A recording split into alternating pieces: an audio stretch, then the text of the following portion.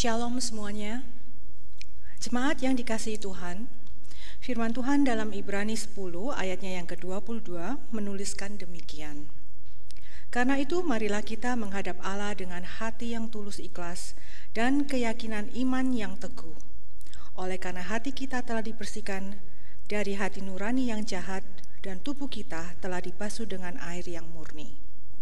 Marilah kita merespon panggilan Allah dengan masuk ke dalam rumahnya dan senantiasa menyembah Dia.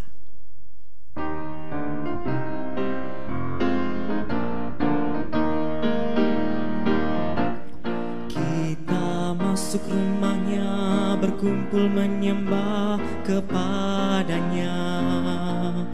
Kita masuk rumahnya, berkumpul menyembah kepadanya. Kita masuk rumahnya, berkumpul menyembah kepada Kristus, menyembah Kristus Tuhan. Lupakanlah dirimu, arahkan hatimu kepadanya. Lupakanlah dirimu, arahkan hatimu kepadanya. Lupakanlah dirimu, arahkan hatimu kepada Kristus, menyembah Kristus Tuhan. Jemaat Tuhan, mari bersama kita mengawali ibadah ini dengan mengakui bahwa pertolongan kita adalah dalam nama Tuhan yang menjadikan langit dan bumi, yang kasih setianya tidak pernah meninggalkan kita buatan tangannya. Kasih karunia dan damai sejahtera dari Allah Bapa kita dan dari Tuhan kita Yesus Kristus, serta persekutuan dengan Roh Kudus menyertai Bapak Ibu Saudara sekalian. Jemaat Tuhan, tema ibadah kita pada hari ini adalah tinggallah dalamku dan nyatakanlah aku.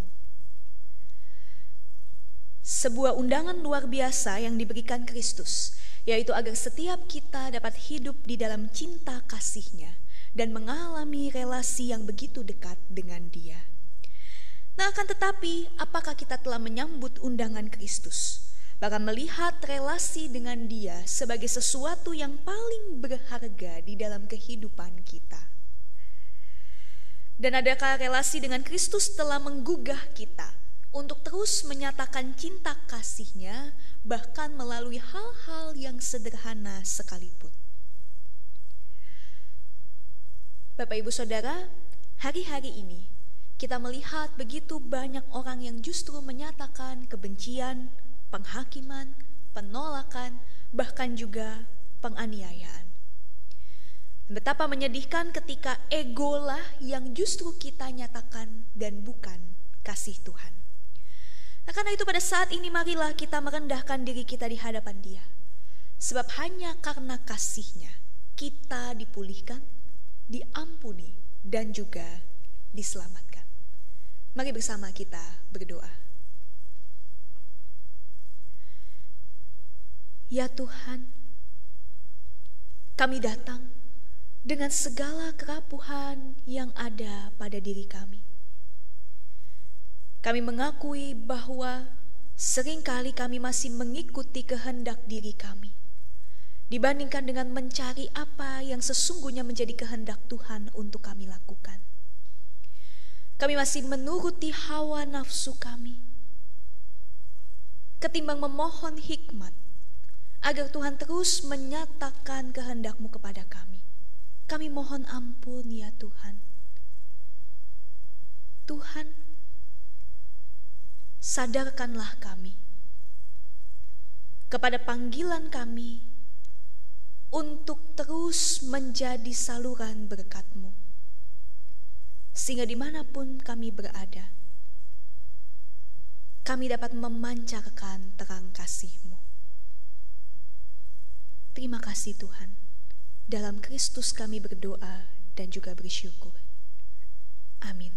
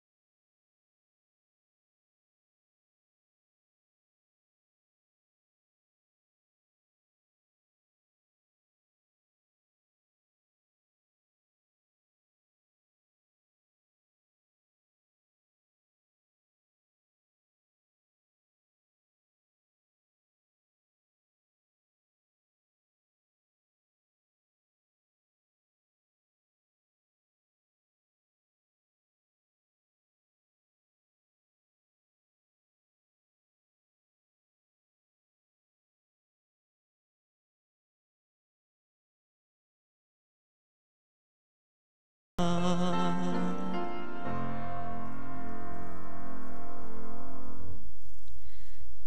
Tuhan, mari bersama kita memohon bimbingan dan pertolongan Roh Kudus agar kita dapat memahami dan juga menjadi pelaku firman Tuhan. Kita berdoa. Ya Tuhan, bukalah hati, pikiran, dan telinga kami agar sekali lagi kami disirami dengan firman Tuhan yang mengoreksi kami, yang mengubahkan kami, bahkan juga memulihkan kami, sehingga kami dapat terus berjalan di dalam kehendak-Mu. Kami tahu ya Tuhan akan segala kerapuhan kami, dan kami mohon selalu bimbingan dan pertolongan Tuhan, agar kami dapat memahami dan terlebih lagi melakukan firman-Mu di dalam hidup kami hari lepas hari. Berfirmanlah Tuhan, sebab setiap kami siap untuk mendengar. Dalam Kristus Yesus kami berdoa dan bersyukur. Amin. Inilah Injil Tuhan Yesus Kristus menurut Matius pasal 13 ayatnya yang ke-31 sampai 33, dilanjutkan dengan ayatnya yang ke-44 sampai 52.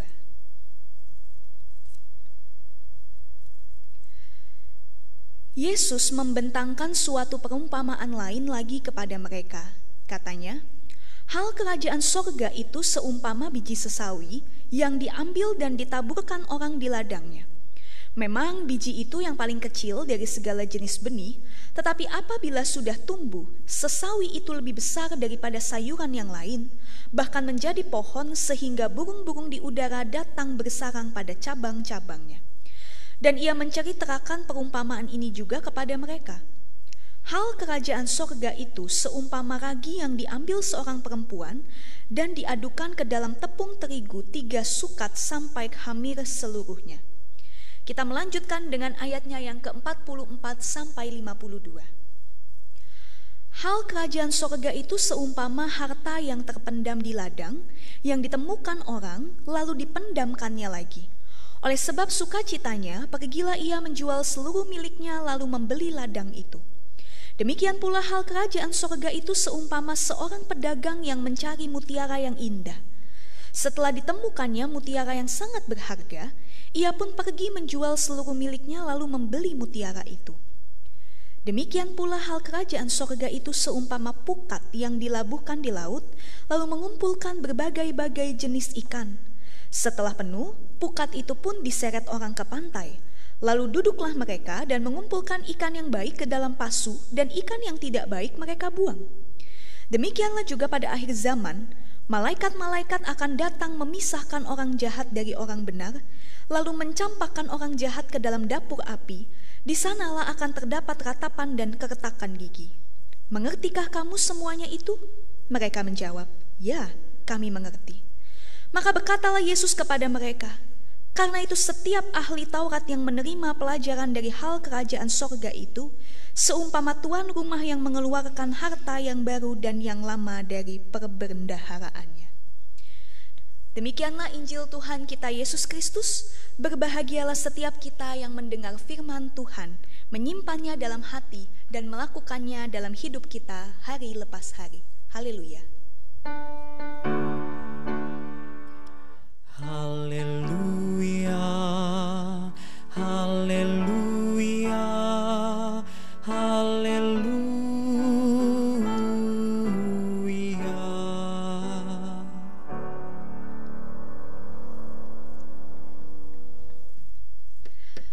Bapak Ibu Saudara, tidak jarang di dalam pemakaian sebuah bahasa atau penggunaan kata di dalam kehidupan sehari-hari, kita itu bisa mempersempit atau bahkan melakukan penyimpangan makna dari kata yang sering kita ucapkan.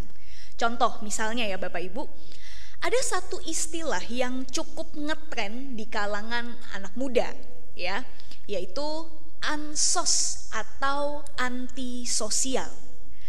Nah, biasanya istilah ini diucapkan kalau ada seseorang yang diajak untuk melakukan sesuatu, aktivitas sosial. Misalkan diajak nge-zoom bareng begitu ya kalau di masa sekarang ini, atau mungkin pergi sebentar nongkrong di luar begitu ya. Tapi orang ini mengatakan enggak deh, aku pilih di rumah aja, aku pilih sendiri aja. Nah biasanya orang-orang yang tidak mau mengikuti kegiatan sosial, biasanya mereka akan dikatakan, ih kamu ansos banget sih, kamu antisosial banget sih gitu. Nah padahal sebetulnya Bapak Ibu Saudara, istilah antisosial sendiri maknanya itu adalah perilaku yang eksploitatif, perilaku yang mengabaikan hukum, mengabaikan hak orang lain, dan cenderung kasar, cenderung kriminal ya. Sebetulnya pemaknaan dari istilah antisosial itu seperti itu Bapak Ibu.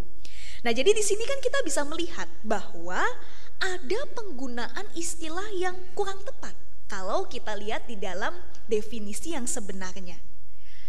Kalau kita memilih untuk tidak mau ikut pergi ya keluar ya ketika kita diajak oleh seseorang, apakah itu berarti tindakan kita kasar?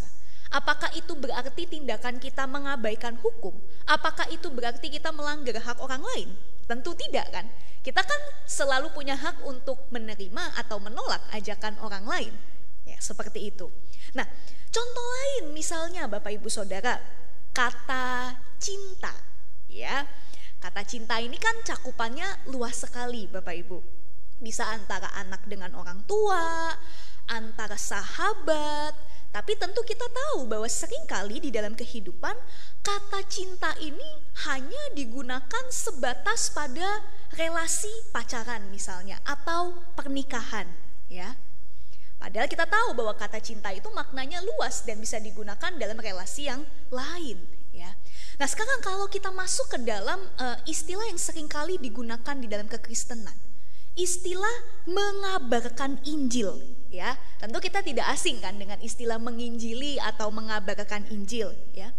Saudara, tentu sebagian besar kita mengartikan pengabaran Injil itu seperti apa? Kegiatan untuk mewartakan iman Kristen kepada orang-orang yang terutama belum percaya kepada Kristus, belum mengenal Kristus, supaya mereka percaya, supaya mereka menerima Kristus. Nah, hal ini tentu benar, hal ini tentu tidak salah. Akan tetapi kalau kita mencoba untuk menggali lebih dalam lagi teks tentang Yesus dan para murid yang mengabarkan Injil, sebetulnya pemaknaan dari mengabarkan Injil jauh lebih luas, jauh lebih dalam daripada sekedar kita mewartakan Injil kepada orang yang belum mengenal Kristus. Saudara, Injil atau bahasa Yunaninya Evangelion itu adalah kabar baik. Kabar baik dari Allah bagi segenap ciptaan tentang karya keselamatan. Nah dengan demikian Bapak Ibu Saudara, pekabaran Injil itu adalah bagaimana kita mempersaksikan Kristus. Bagaimana kita menyatakan Kristus dan juga karyanya bagi segenap ciptaan. Tidak hanya sekedar bagi manusia tetapi juga bagi lingkungan alam. Dan oleh sebab itu kalau kita berbicara atau menyatakan tentang memberitakan Injil, maka seharusnya kita juga tidak melepaskan dari perspektif kerajaan sorga. Berbicara tentang memberitakan Injil, kita tidak bisa melepaskannya dari kerajaan sorga. Kenapa Bapak Ibu? Karena kerajaan sorga itu bukan pertama-tama berbicara tentang tempat yang jauh di sana. Kerajaan sorga bukan pertama-tama berbicara tentang sesuatu yang baru akan terjadi di masa yang akan datang. Tapi kerajaan sorga berbicara tentang suasana di mana Allah memerintah sebagai raja di dalam kehidupan kita. Nah itulah kenapa ada seorang misionaris Bapak Ibu bernama Paul Harrison yang mengatakan demikian. Ketika Allah menguasai kehidupan dan hati manusia sebagai raja, maka disitulah kerajaan Allah atau kerajaan sorga itu hadir. Ya, jadi sekali lagi poinnya, kerajaan sorga itu bukan pertama-tama berbicara soal tempat dan masa yang baru akan terjadi nanti di masa depan, meskipun memang penyempurnaannya, kesempurnaannya akan terjadi di masa depan. Tapi kerajaan sorga pertama-tama berbicara tentang kondisi dan situasi ketika Kristus bertahta di dalam hati kita, dan bagaimana kita bisa menyatakan Kristus di dalam kehidupan kita.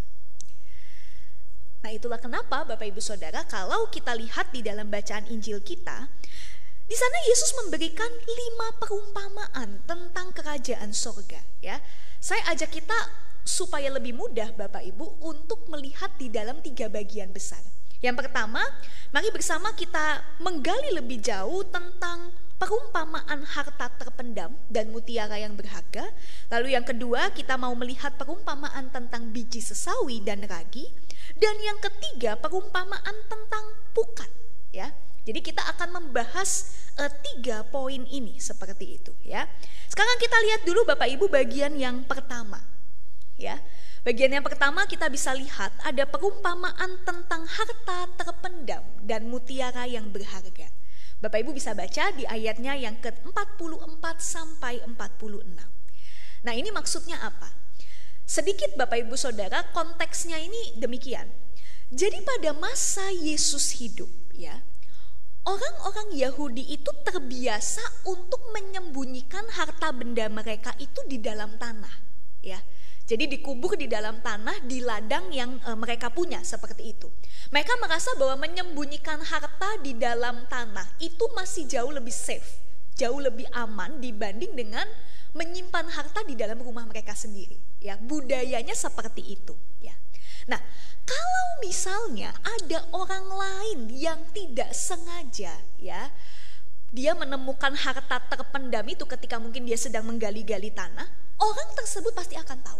Oh, harta yang dipendam di dalam tanah ini pasti nilainya bukan main, sangat berharga, sangat mewah, sangat mahal. Sehingga Bapak Ibu, kalau ada orang yang menemukan harta terpendam di dalam tanah, dia akan rela untuk menjual seluruh harta milik yang dia punya sebelumnya. Untuk apa? Untuk membeli ladang yang di dalamnya ada harta terpendam itu. Jadi poinnya adalah ketika seseorang menerima atau menemukan sesuatu yang sangat berharga, dia akan rela untuk melepaskan sesuatu yang dia miliki sebelumnya karena dia tahu dia menemukan sesuatu yang jauh lebih berharga daripada apa yang dia miliki sebelumnya. Nah, makna serupa Bapak Ibu juga kita bisa jumpai pada perumpamaan tentang mutiara yang indah, ya. Bahwa ketika sang pedagang itu sengaja memang untuk mencari mutiara, karena kita tahu ya mutiara itu ya seperti perhiasan, itu kan nilainya sangat berharga. Dan ketika dia menemukan mutiara itu, dia juga rela untuk menjual seluruh harta miliknya untuk membeli mutiara tersebut. Yang pasti nilainya mungkin jauh berkali-kali lipat dibandingkan dengan harta yang dia miliki sebelumnya. Nah, dengan demikian apa sih sebetulnya makna dari perumpamaan yang pertama ini Bapak Ibu? Jelas sekali bahwa Yesus mengajak kita untuk melihat dan menyadari bahwa kerajaan sorga itu adalah harta yang sangat berharga. Kerajaan sorga itu adalah harta yang sangat berharga kalau dibandingkan dengan apapun yang ada di dunia ini. Sehingga berjumpa dengan Kristus Sang Raja, berjumpa ini berarti mengenal, merasakan, mengalami secara pribadi kehadiran Kristus. Selayaknya membuat kita menanggalkan segala keinginan daging kita, hawa nafsu, ego, supaya kita bisa mengikut Kristus dengan total. Supaya kita bisa mengikut Kristus dengan luar biasa, dengan segala keberadaan diri kita, kita serahkan kepada Dia yang sangat berharga di dalam kehidupan kita. Nah, itulah kenapa sebetulnya perumpamaan yang pertama ini menjadi teguran keras buat siapa? Buat orang-orang Farisi dan para ahli Taurat. Why? Kita tahu Bapak Ibu bahwa di dalam khotbah 3 minggu lalu, ya saya sempat membahas tentang orang-orang Farisi dan para ahli Taurat yang menolak keberadaan Yesus. Mereka tidak mampu untuk melihat bahwa keberadaan Yesus itu seperti mutiara dan harta yang terpendam. Ya, mereka tidak mampu untuk melihat itu karena apa? Karena mereka masih berfokus untuk mencari dan menemukan mutiara, mencari dan menemukan harta dari hal-hal yang berasal dari dunia. Padahal kita tahu Bapak Ibu Saudara, bahwa tidak ada keabadian yang bisa diberikan oleh dunia ini. Tapi seringkali kita lebih berfokus pada hal-hal yang fana. Kita lebih berfokus pada hal-hal yang tidak abadi.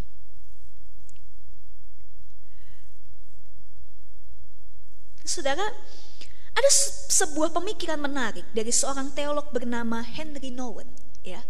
Di mana menurut saya pemikiran Henry Nouwen ini mencoba untuk menguak apa sih yang sebetulnya seringkali jadi fokus di dalam kehidupan kita. Nouwen mengatakan demikian Bapak Ibu. Di dalam hidup ini, kita seringkali merasa bahwa hidup ini ditentukan oleh yang pertama, apa yang kita miliki, what we have. Dan yang kedua, apa yang orang lain katakan tentang kita, what other people say about me. Nah, ketika hal-hal ini ya, apa yang kita miliki, apa yang orang lain katakan tentang kita, ketika hal-hal ini yang menjadi penggerak utama di dalam kehidupan kita, maka disitulah kita akan semakin jauh untuk mendengarkan suara Allah di dalam kehidupan kita. Kita akan semakin jauh dari pengalaman akan kasih Allah. Tapi sebaliknya, kita justru akan semakin ditarik masuk ke dalam dunia yang bernafaskan ketakutan. Ketakutan kalau apa? Ketakutan kalau ada orang yang punya sesuatu yang lebih daripada saya. Karena kan tadi pemikirannya hidup itu ditentukan oleh apa yang saya miliki, ya. Sehingga kita takut kalau ada orang yang punya sesuatu yang lebih dari yang saya miliki, oh nanti saya tidak dihargai, oh nanti saya tidak disukai dan lain sebagainya. Takut karena apa lagi? Takut kalau apa yang orang lain lakukan jauh lebih baik dari saya. Sehingga kita merasa posisi kita tersaingi oleh orang lain. Dan ada berbagai macam ketakutan yang lain. Dan bukankah itu yang dihadapi dan dialami oleh orang-orang Farisi dan ahli Taurat? Ketika hidup mereka tidak digerakkan oleh kasih, tetapi justru oleh ketakutan. Sehingga pada akhirnya sulit bagi mereka untuk melepaskan segala sesuatu yang memang sudah mereka anggap menjadi harta berharga dalam hidup mereka. Mereka sulit untuk melepaskan sesuatu yang memang buat mereka itu menjadi penentu akan identitas dan keberhargaan diri mereka. Apa?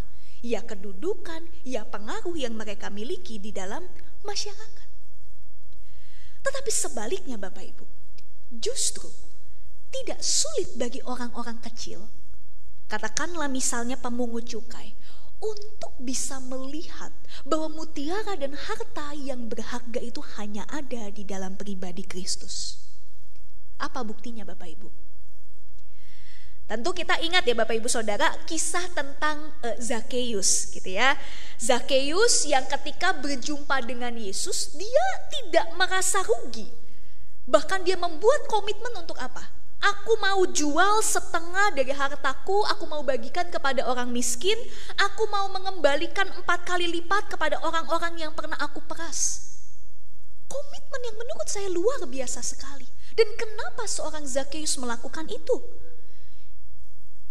Tentu Zakheus bukan cari panggung, bukan lagi pengen bikin reality show ya, seperti kita tahu kalau sekarang kan ada banyak YouTuber yang menjadikan aksi-aksi sosial seperti itu untuk menaikkan popularitas, katakanlah seperti itu.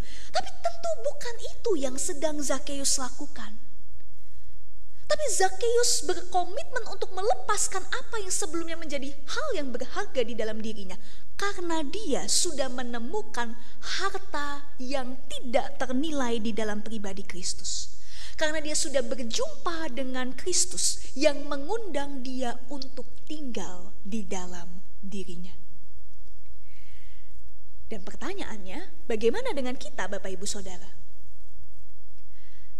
Saudara, Yesus mengajak kita untuk bersukacita. Bersukacita karena apa? Dan bersukacita untuk apa? Bersukacita untuk menyambut sebuah anugerah yang tidak terhingga. tinggal di dalam rumah cinta kasihnya, mengalami persekutuan yang intim dan akrab bersama dengan Dia. Dan satu hal yang luar biasa Bapak Ibu Saudara, kita perlu menyadari dulu bahwa di mata Allah, Sang Raja di dalam kehidupan kita, identitas kita itu tidak ditentukan dari apa yang kita miliki.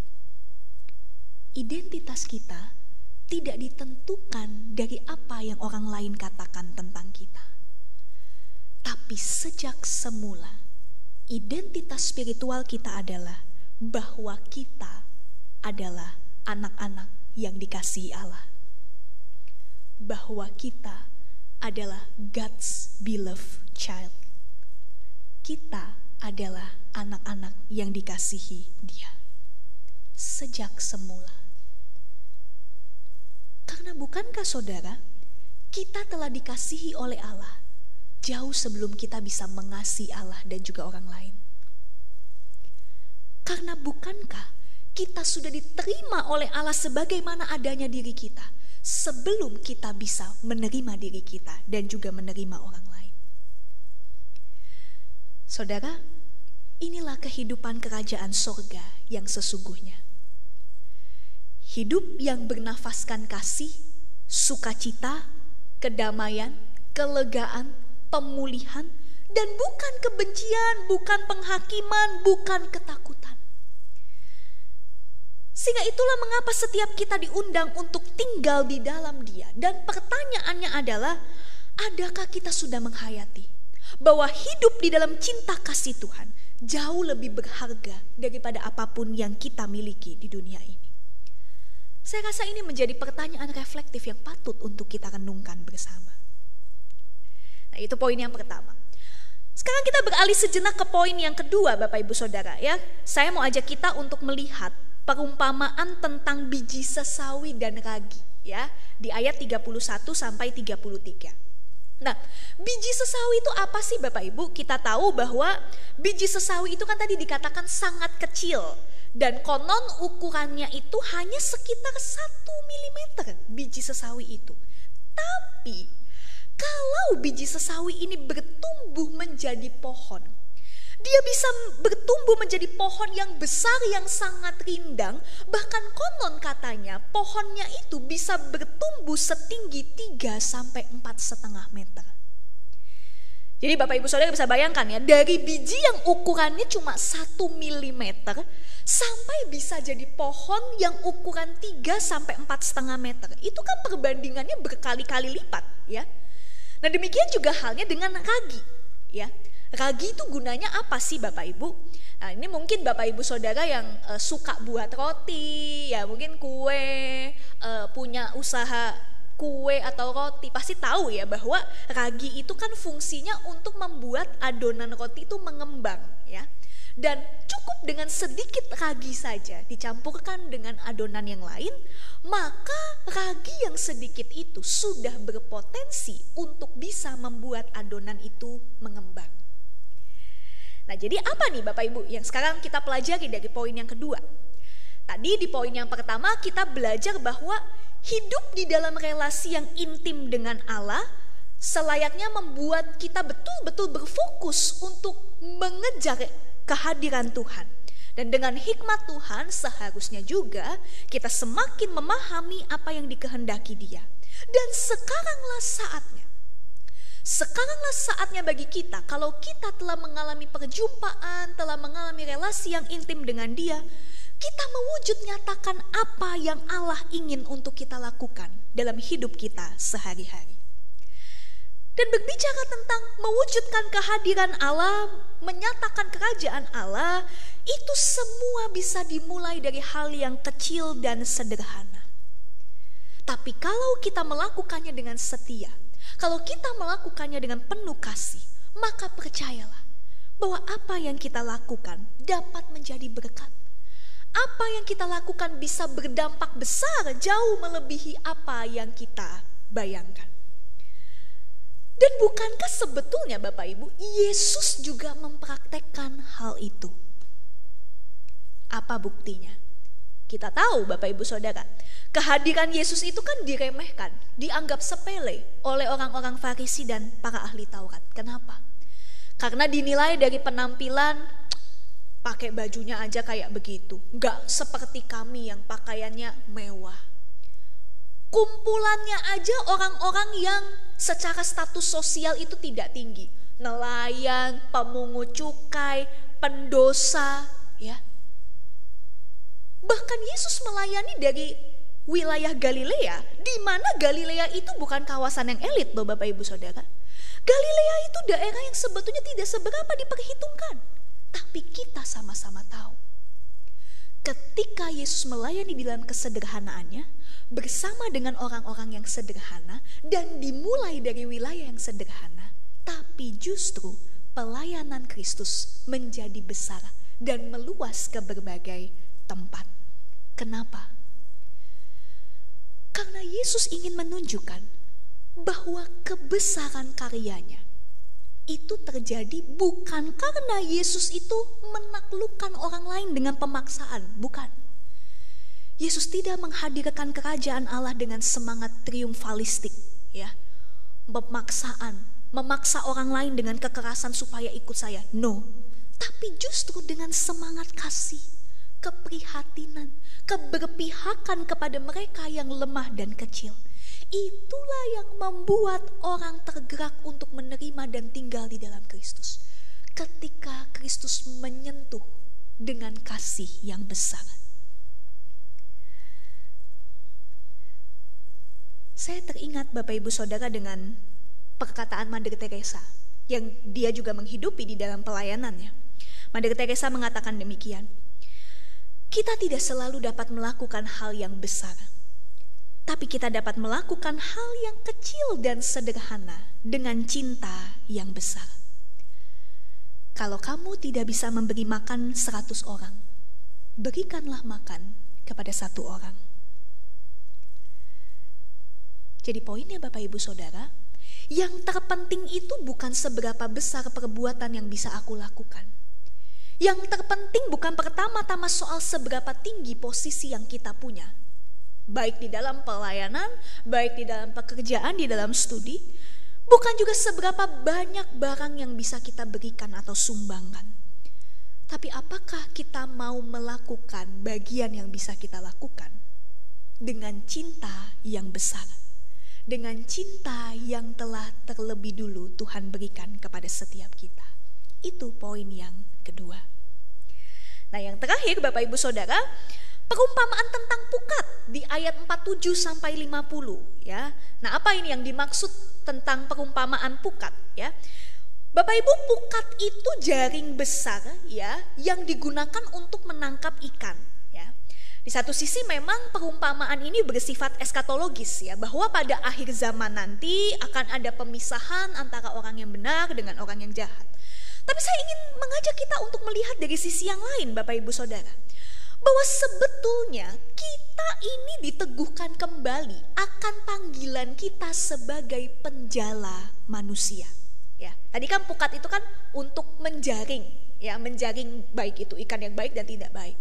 Begitu juga halnya dengan kita. Kita dipanggil untuk menjadi penjala manusia. Kita dipanggil untuk menyebarkan jala cinta kasih, bukannya jala kebencian. Nah, mungkin di dalam prakteknya Bapak Ibu, kita bisa mendapati bahwa enggak semua orang itu akan merespon positif akan apa yang kita lakukan. Bisa jadi kebaikan kita itu disalahartikan oleh orang lain, sangat mungkin. Akan tapi poinnya adalah, mampukah kita bertahan untuk tetap menjadi ikan yang baik di tengah segala tantangan yang ada? Mampukah kita setia menyatakan karya kasih Allah di tengah dunia yang seringkali menyebarkan ketakutan, penghakiman, dan kebencian? Nah, inilah poin ketiga yang bisa bersama kita pelajari. Nah, oleh karena itu Bapak Ibu Saudara, pada tema hari ini, tinggallah di dalam aku, nyatakanlah aku. Bapak Ibu, kita diajak untuk bersama menyadari bahwa iman Kristen adalah iman yang selalu mengajak kita untuk pulang ke rumah. Coming back home. Artinya apa? Pulang ke rumah itu Bapak Ibu jangan dipikir pertama-tama soal meninggal atau pulang ke rumah Bapak. Rest in peace ya. Walaupun pasti ya kita tahu semua kita pasti akan pulang ke rumah Bapak. Tapi yang saya maksud dengan pulang ke rumah itu berarti mengalami, menghayati dan merasakan bahwa kita adalah pribadi yang dikasihi oleh Allah. Ini merupakan satu pengalaman paling berharga yang selayaknya menjadi fokus utama di dalam kehidupan kita. Dan bagaimana cara konkret untuk kita selalu pulang ke rumah cinta kasih Bapa? Ya tidak lain dan tidak bukan melalui disiplin rohani. Melalui saat teduh, melalui doa, melalui puji-pujian, melalui ibadah yang kita lakukan dengan hati yang terarah kepada Dia, dengan kehausan yang mendalam akan pribadi Kristus. Itulah yang memampukan kita untuk mengalami cinta kasih Tuhan di dalam setiap musim kehidupan. Tapi tidak berhenti sampai di situ. Kalau kita sudah memahami, kalau kita sudah mengalami betapa berharganya pengalaman hidup kerajaan Allah yang penuh dengan cinta kasih, maka yuk sama-sama kita nyatakan karya kerajaan Allah kepada orang-orang di sekitar kita. Jadi poinnya adalah hanya ketika kita menjadikan Kristus sebagai Raja, hanya ketika kita menjadikan Kristus sebagai pusat kehidupan, maka di situ jugalah kita baru mampu untuk turut berperan serta menghadirkan kerajaan Allah. Saudara mulai aja dulu dari hal-hal yang sederhana. Sebagaimana sekali lagi kalau boleh Bapak Ibu saya mengutip perkataan Henry Nouwen. Nouwen ini pernah menyatakan demikian. Saya bacakan. Pertanyaan-pertanyaan yang perlu untuk selalu kita renungkan di dalam hidup ini adalah: pertama, apakah aku membawa damai bagi orang-orang di sekelilingku? Kedua, apakah aku membawa senyum di wajah atau untuk sesamaku? Ketiga, apakah aku senantiasa menyatakan perkataan yang membawa keteduhan, pemulihan, kelegaan? Apakah aku sudah melepas pergikan kemarahan dan kebencian? Apakah aku sudah mengampuni dan mengasihi? Dan terakhir Nouwen mengatakan seperti ini: kita harus percaya bahwa perilaku sesederhana apapun, kalau dilakukan dengan kasih, akan menghasilkan buah pada hari ini dan juga di kemudian hari. Dan inilah perwujudan kerajaan Allah yang sejati, Bapak Ibu. Ketika hidup kita memperjuangkan kedamaian, keadilan, cinta kasih, dan juga belas kasih kepada sesama kita. Oleh karena itu Bapak Ibu Saudara, kalau kita melihat ketidakadilan, maka berusahalah untuk memberanikan diri memperjuangkan keadilan. Kalau kita melihat perpecahan, maka berusahalah memberanikan diri untuk menjadi pejuang damai. Dan dengan demikian, orang-orang di sekitar kita akan sungguh-sungguh merasakan bagaimana suasana hidup di dalam dan juga bersama dengan Tuhan. Bahwa ketika dunia mungkin memperhadapkan kita pada kekerasan, kebencian, ketidakadilan, tapi percayalah bahwa Kristus Sang Raja berkuasa untuk mengaruniakan kasih, kedamaian, dan juga sukacita. Oleh karena itu, teruslah setia menyatakan Kristus dimanapun kita berada. Dan percayalah bahwa cinta yang besar akan membuat hal sekecil apapun yang kita lakukan berdampak besar. Bahkan mungkin juga mampu mengubahkan kehidupan seseorang. Saudara, selamat menyatakan Kristus. Dan kiranya Tuhan memberkati kita. Amin.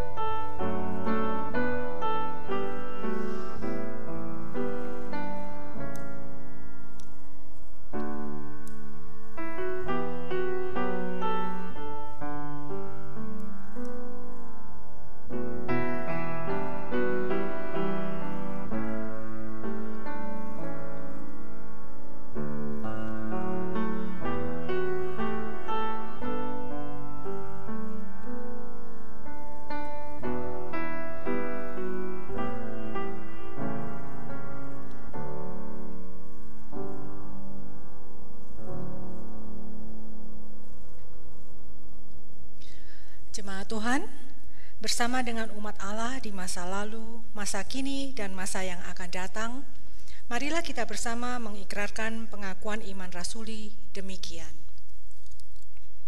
Aku percaya kepada Allah, Bapa yang Maha Kuasa, Khalik langit dan bumi, dan kepada Yesus Kristus, anaknya yang tunggal, Tuhan kita, yang dikandung dari Roh Kudus, lahir dari anak darah Maria, yang menderita sengsara di bawah pemerintahan Pontius Pilatus, disalibkan, mati dan dikuburkan, turun ke dalam kerajaan maut, pada hari yang ketiga, bangkit pula dari antara orang mati, naik ke sorga, duduk di sebelah kanan Allah, Bapa yang Maha Kuasa. Dan dari sana ia akan datang untuk menghakimi orang yang hidup dan yang mati. Aku percaya kepada Roh Kudus, gereja yang kudus dan am, persekutuan orang kudus, pengampunan dosa, kebangkitan orang mati, dan hidup yang kekal. Amin. Jemaat Tuhan, mari bersama kita menaikkan pokok-pokok doa kita di dalam doa syafaat. Kita berdoa. Ya Tuhan, mampukanlah setiap kami untuk terus peka mendengar suara Tuhan, mengalami relasi yang intim di dalam Engkau, sehingga pada akhirnya kami mampu untuk menyatakan karya Kristus bagi orang-orang di sekeliling kami, bahkan juga bagi alam ciptaan ini. Apapun profesi kami, dimanapun kami berada, kami yakin dan percaya. Ketika kami melakukan sesuatu dengan cinta yang besar, Tuhan juga mampu untuk membuatnya menjadi besar. Terima kasih Tuhan. Kami juga terus berdoa secara khusus bagi kota Surabaya ini, di mana kasus COVID-19 masih terus bertambah. Tuhan, kami berdoa bagi para perawat medis dan juga pemerintah yang terus bekerja keras untuk menangani pandemi COVID-19 ini. Kiranya Engkau memberikan hikmat, kemampuan, kesehatan, dan juga kekuatan, agar mereka dapat menjadi perpanjangan tangan Tuhan, terutama juga untuk memulihkan saudara-saudara kami yang terinfeksi COVID-19. Secara khusus kami juga berdoa bagi para pasien yang terinfeksi COVID-19. Berikanlah mereka hati yang sukacita, karena kami tahu bahwa hati yang gembira adalah obat. Berikanlah juga mereka kekuatan, berikanlah juga mereka rasa sukacita, kegembiraan, untuk terus juga menuruti apa yang harus mereka minum, apa yang harus mereka lakukan untuk pemulihan mereka. Terima kasih Tuhan. Kami juga berduka bersama dengan keluarga yang ditinggalkan oleh anggota keluarga mereka karena pandemi COVID-19 ini. Ya Tuhan, berikanlah mereka kekuatan, penghiburan dan pemulihan, agar mereka boleh terus melihat karya kebaikan Tuhan di dalam masa-masa sulit ini. Kami juga berdoa bagi GKI Manyar, bagi para pengerja, majelis jemaat, setiap pengurus komisi dan badan pelayanan, segenap anggota jemaat dan juga simpatisan. Tuhan, biarlah gerejamu ini dapat terus menyebarkan terang kasih-Mu melalui karya pelayanan kami. Terima kasih Tuhan. Inilah segala seru dan doa permohonan kami yang kami naikkan hanya dalam nama Tuhan Yesus Kristus yang mengajar kami berdoa. Bapa kami yang ada di sorga, dikuduskanlah namamu, datanglah kerajaan-Mu, jadilah kehendak-Mu di bumi seperti di sorga. Berikanlah kami pada hari ini makanan kami yang secukupnya, dan ampunilah kami akan kesalahan kami, seperti kami juga mengampuni orang yang bersalah kepada kami. Dan janganlah membawa kami ke dalam pencobaan, tetapi lepaskanlah kami daripada yang jahat, karena Engkaulah yang empunya kerajaan dan kuasa dan kemuliaan sampai selama-lamanya. Amin. Jemaat Tuhan, marilah kita memberikan persembahan terbaik kita bagi Dia. Sebagaimana firman Tuhan dalam Ibrani 9 ayat 14 menyatakan, betapa lebihnya darah Kristus yang oleh Roh yang kekal telah mempersembahkan dirinya sendiri kepada Allah sebagai persembahan yang tak bercacat, akan menyucikan hati nurani kita dari perbuatan-perbuatan yang sia-sia, supaya kita dapat beribadah kepada Allah yang hidup. Jemaat dapat memberikan persembahan melalui transfer ke rekening Bank GKI Manyar yang tertera di layar, melalui pemindahan atau scan QR Code GKI Manyar, atau mengumpulkan persembahan dalam amplop dan dibawa pada saat kita dapat beribadah kembali di gedung gereja ini. Marilah kita naikkan lagu persembahan, Terima Kasih Ya Tuhanku.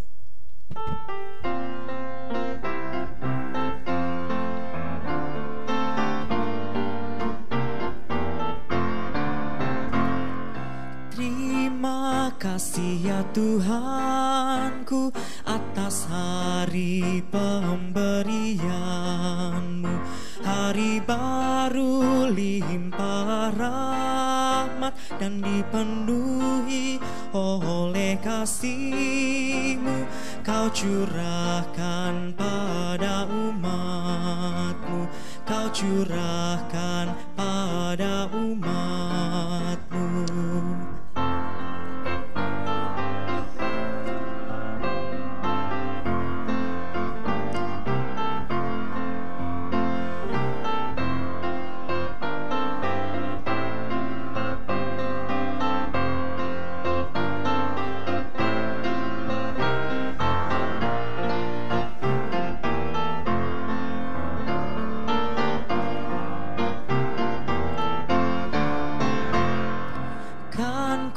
Pakai waktu itu melakukan tanggung jawabku dan menolong sesamaku menurut firman serta karya-Mu.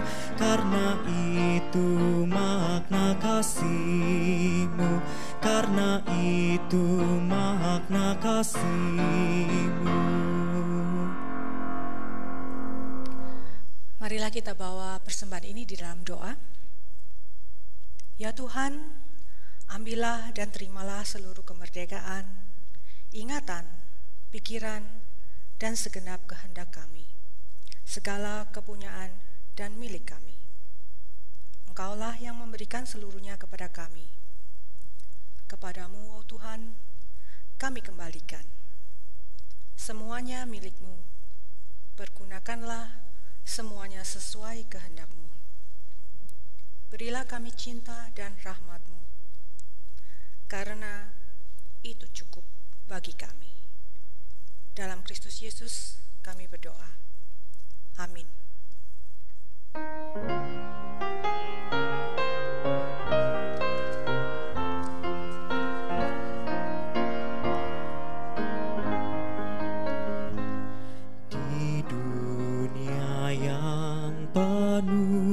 Cemar antara sesamamu,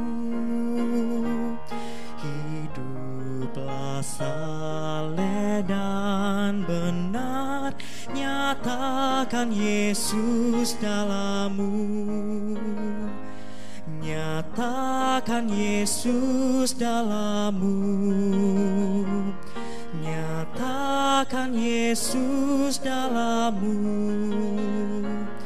Sampaikan firman dengan hati teguh, nyatakan Yesus dalammu.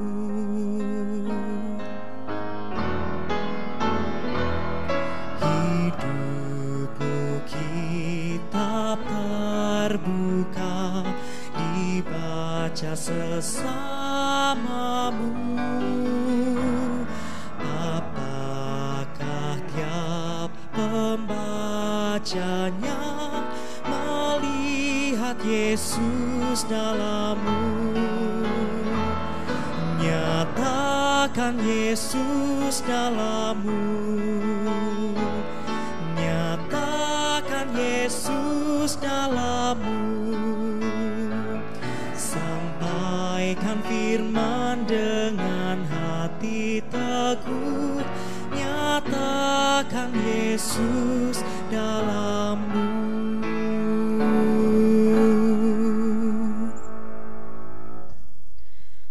Tuhan telah menunjukkan kasih-Nya kepada kita. Kami hidup hanya karena kasih-Nya. Tuhan manggil kita menjadi hamba-Nya. Kami rindu untuk menjadi hamba-Nya. Jadilah hamba yang setia. Kami mau berkarya bagi-Nya, kami mau hidup seturut kehendak-Nya, dan dengan setia mewujud nyatakan Allah dalam kehidupan kami. Pergilah dalam perlindungan kasih Tuhan yang senantiasa menyertai dan memberkati. Lanjutkan dan wujudkan tugas panggilan kita sebagai hamba-Nya. Pancarkan teladan dan kasih-Nya, dan terimalah berkat Tuhan. Kasih dan rahmat-Nya yang nyata dan tak pernah berkesudahan, menyertai kita, membimbing kita, dan memperlengkapi kita untuk menjadi hamba-Nya bagi dunia ini. Agar di dalam setiap langkah kehidupan kita, teladan Allah senantiasa terpancar oleh kita. Dan ketika orang-orang di sekeliling melihat diri kita, mereka melihat Kristus di dalam diri kita. Amin.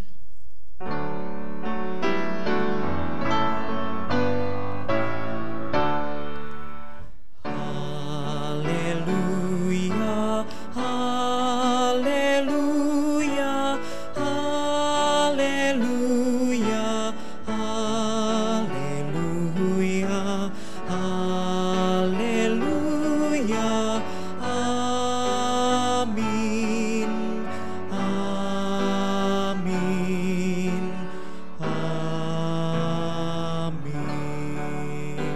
amin, amin.